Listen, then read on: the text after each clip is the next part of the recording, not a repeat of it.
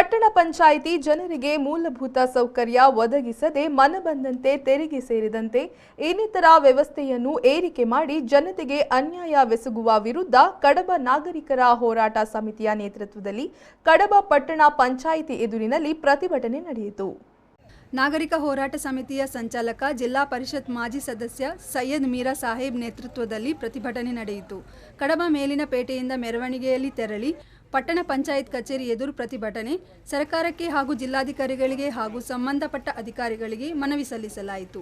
ಪ್ರತಿಭಟನೆಯಲ್ಲಿ ಮಾತನಾಡಿದ ಸೈಯದ್ ಮೀರಾ ಸಾಹೇಬ್ ಅವರು, ಮನೆ ತೆರಿಗೆಯನ್ನು ಕಾನೂನು ರೀತಿಯಲ್ಲಿ ಏರಿಸದೆ ಮನಬಂದಂತೆ ಏರಿಸಿ ವಸೂಲಿ ಮಾಡುತ್ತಿರುವುದು ಸರಿಯಲ್ಲ ಎಂದು ಆಕ್ರೋಶ ವ್ಯಕ್ತಪಡಿಸಿದರು.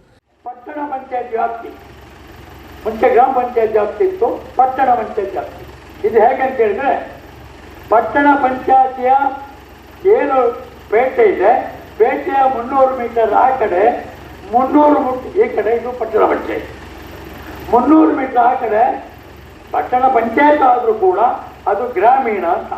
ಇದು ನಾನು ಮಾಡಿದವರು, ಇದು ಸರ್ಕಾರ ಮಾಡಿದ ಸುತ್ತೋಳಿ. ಇವತ್ತು ಬಿಟ್ಟಾಗಲಿ ಕಾಬು ಪಟ್ಟಣ ಪಂಚಾಯತ್ನಲ್ಲಿ ಇದೆ 300 ಮೀಟರ್ವರೆಗೆ ಪಟ್ಟಣ ಪಂಚಾಯತ್, ಅದಕ್ಕೆ ಒಂದು ದರ. 300 ಮೀಟರ್ ಮೇಲೆ ಉದಾಹರಣೆಗೆ ಕೋಡಿಮಳ, ರೈಲ್ವೆ ಸ್ಟೇಷನು, ನಾಗೂರು, ಅಲ್ಲದಿದ್ದರೆ ಬಿಜಕ್ಕಳ, ಇದು ಪಟ್ಟಣ ಪಂಚಾಯತಿನ ಗ್ರಾಮೀಣ ವಿಭಾಗ.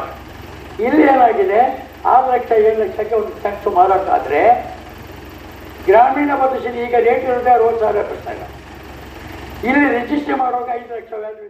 ಇನ್ನು ಪ್ರತಿಭಟನೆಯಲ್ಲಿ ನಿವೃತ್ತ ಅಧ್ಯಾಪಕ ಜನಾರ್ದನ ಗೌಡ ಪಣೆಮಜಲು ಮತ್ತು ಹಿರಿಯರಾದ ಬೊಳ್ಳೆಚ್ಚಿ ಮಾತನಾಡಿ ಆಕ್ರೋಶ ವ್ಯಕ್ತಪಡಿಸಿದರು. ಒಟ್ಟು ಜಾಸ್ತಿ, ಬಲ ಜಾಸ್ತಿ ಹಾಗೆ ಈಗಾಗಲೇ ಹಲವಾರು ವಿಚಾರಗಳನ್ನ ಹೇಳಿದರು. ಪಟ್ಟಣ ಪಂಚಾಯತ್ ವತಿಯಿಂದ ಎಲ್ಲ ಮನೆಗಳಿಗೆ ನೀರಿನ ಸೌಲಭ್ಯ.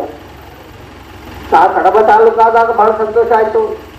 ಪಟ್ಟಣ ಪಂಚಾಯತ್ ಆದಾಗ ಹಲವರು ಹೇಳಿದರು, ಜನಪ್ರತಿನಿಧಿಗಳೆಲ್ಲ ಪಟ್ಟಣ ಪಂಚಾಯತ್ ಗ್ರಾಮ ಪಂಚಾಯತ್ ಹೋಗಿ ಪಟ್ಟಣ ಪಂಚಾಯತ್ ಬರಬೇಕು ಮತ್ತೆ ನಮಗೆ ಬೇಕಾದಷ್ಟು ಹಣ ನಮ್ಮ ಈ ಪಟ್ಟಣ ಪಂಚಾಯತ್ಗೆ ಬರ್ತದೆ, ಬೇಕಾದ ನಮ್ಮ ಸೌಲಭ್ಯಗಳೆಲ್ಲ ನಮಗೆ ಮಾಡ್ಬೋದು, ಆದ್ದರಿಂದ ಪಟ್ಟಣ ಪಂಚಾಯತ್ ಆಗಬೇಕು ಅಂತ ಹೇಳಿದರು. ನನಗೆ ಏನೆಲ್ಲ ಸೌಲಭ್ಯ ಹೆಚ್ಚು ಆಗಿದೆ ಅಂತ ನನಗೂ ಅರ್ಥ ಆಗ್ತಾ ಇಲ್ಲ. ಲೈಟ್ ಹಾಕಿದ್ದೀರಾ, ನಾವು ವಿನಂತಿ ನಮ್ಮದು ಅದರಲ್ಲಿ ಬಲ್ಬ್ ಹೋಗಿಲ್ಲ, ಕೇವಲ ಕಂಟ್ರಾಕ್ಟಿಗಾಗಿ ಕನೆಕ್ಷನ್ ಕೊಡುವುದಲ್ಲ, ಅಲ್ಲಲ್ಲಿ ಇದು ನನ್ನ ಮನೆ ಹತ್ರ ನಾನು ಕಾಣ್ತಾ ಇದ್ದೇನೆ. ಸ್ವಚ್ಛತೆ ಬಗ್ಗೆ ನನ್ನ ಮನೆಯ ಹತ್ತಿರ ಗ್ರಾಮ ಪಂಚಾಯತಿ ಇರ್ತಿದ್ದಿಲ್ಲ. ಇಲ್ಲಿ ಮುಟ್ಟ ಹೆಂಚಿನವರಿಗೆ ಮೈಸೂರು ಸರ್ಕಾರ ಕೂಡ ಹೆಂಚಿನ ಭೂಮಿಗಳು ಇಲ್ಲಿ 3 ಬೋರ್ಡಲ್ಲಿ ಹಾಕಿದ ಇಲ್ಲಿ ಇದ್ದಾರೆ, ಪೂರ ಕೊಡ್ತೇನೆ.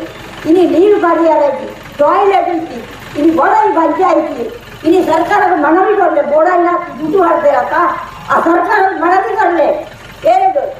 ಒಂದು ಕೆಲಸ ಒಳ್ಳೆ ಚೀಜ್ ಮಾಡೋದಕ್ಕೆ ಕೊಡ್ತೆ, ಬೆಂಗಳೂರು ಭಾರತೀಯರು ಕೋರ್ಟ್ ಮಾಡ್ತಾ ಇಲ್ಲಿ ಕೊರೋನಾವನ್ನು ಕಂಡಿತ್ತು.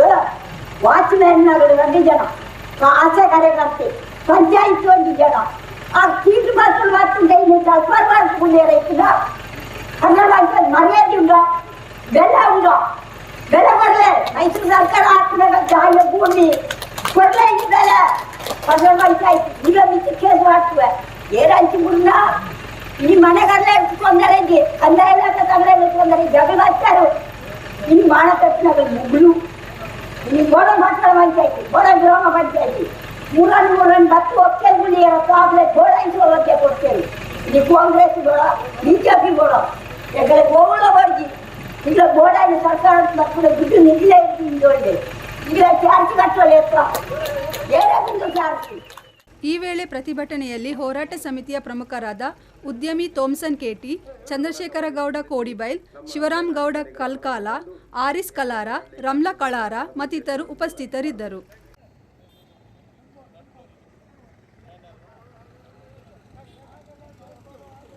ದಿವಾಕರ್ ಎಂ, V4 ನ್ಯೂಸ್, ಕಡಬ.